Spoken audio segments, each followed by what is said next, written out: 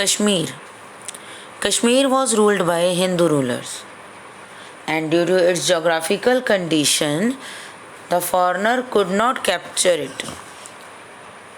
In the middle 14th century, Shah Mirza established a Muslim rule in Kashmir, and the Hindu rule was declined there. Okay जो Hindu ruler था उसे defeat करके Shah Mirza became the king of Kashmir. Clear? In 14th century. His successor were Sikandar Shah and Zainul Abidin.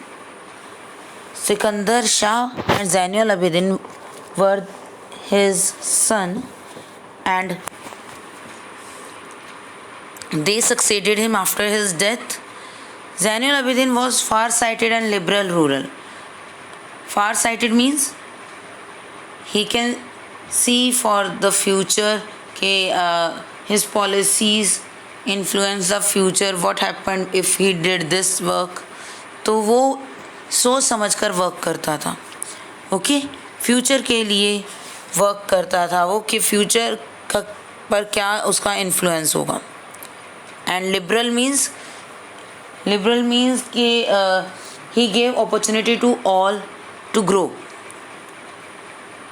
ठीक है, वो conservative नहीं था, वो सबको आगे बढ़ने की अपॉर्चुनिटीज़ प्रोवाइड करता था और वो सबके लिए एक ओपन माइंडेड पर्सन था.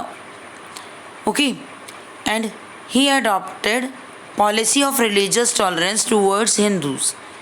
Weather he is a Muslim, he has a tolerance power, and he just adopted religious tolerance.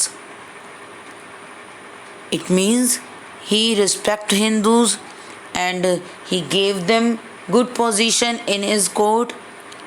Okay, and he abolished jizya. जो हिंदूज पे जजिया लगाया हुआ था, जजिया is the tax that has to pay by the non Muslim. जितने भी non Muslim हैं, इट मीन्स जो हिंदूज़ हैं, उन्हें जजिया पे करना पड़ता था. तो ज़ैनुल अबिदिन abolished जजिया. Okay and gave higher position in jobs to them. Hindus को हायर पोजीशन दी जॉब्स में. And he got Mahabharata and Raj Tarangini into Persian and Arabian language. India की जितनी भी बुक्स थी, जो इम्पोर्टेंट बुक्स हैं इंडिया की, उन्हें ज़ैनुल अबिदिन ने पर्शियन लैंग्वेज में ट्रांसलेट करवाया और पर्शियन लैंग्वेज की जो बुक्स हैं उन्हें संस्कृत में ट्रांसलेट करवाया, so that both the persons or both the people, whether it is Hindu or Muslim, came to know about their literature. Okay, he introduced control on market price. He also imported the items which were in shortage like salt from Ladakh. Kashmir में जो चीज़ें available नहीं थी, the things which are in shortage, जिनकी कमी थी, those are not available in Kashmir, उन चीज़ों को ज़ैनुल अबिदिन ने क्या किया? इम्पोर्ट किया. गुड, इम्पोर्ट करवाया. इम्पोर्ट मीन्स दूसरे एरिया से अपनी एरिया में मंगवाया. Okay and here is the example of salt. Salt मंगवाया उन्होंने लद्दाख से. And he encouraged many craft work for the development of its area, so that the people of his area get the job or develop or earn money.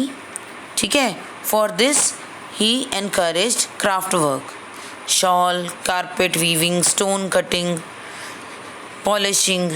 These were the work जो ज़ैनुल अबिदिन ने start करवाए. Okay, underline these. To left and in order to develop the economy and provide employment to the people. Zaina Lanka. Zaina Lanka was an island in Vular Lake, and it is the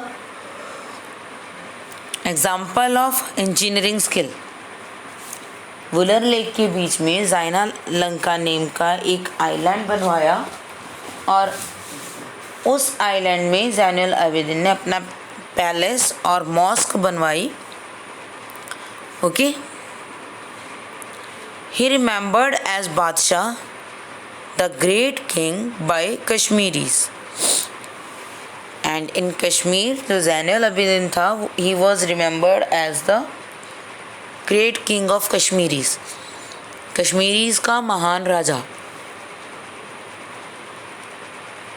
इस name से उसे अभी भी याद किया जाता है. Okay. So this is about Kashmir. Clear. And I hope आपको समझ आया होगा. And with this we have completed our chapter 14. Okay, so I have given you question answers before, so you have to write down your question answers in your notebook and revise the chapter and read the chapter properly. Okay, so that's it for today. Thank you and have a nice day.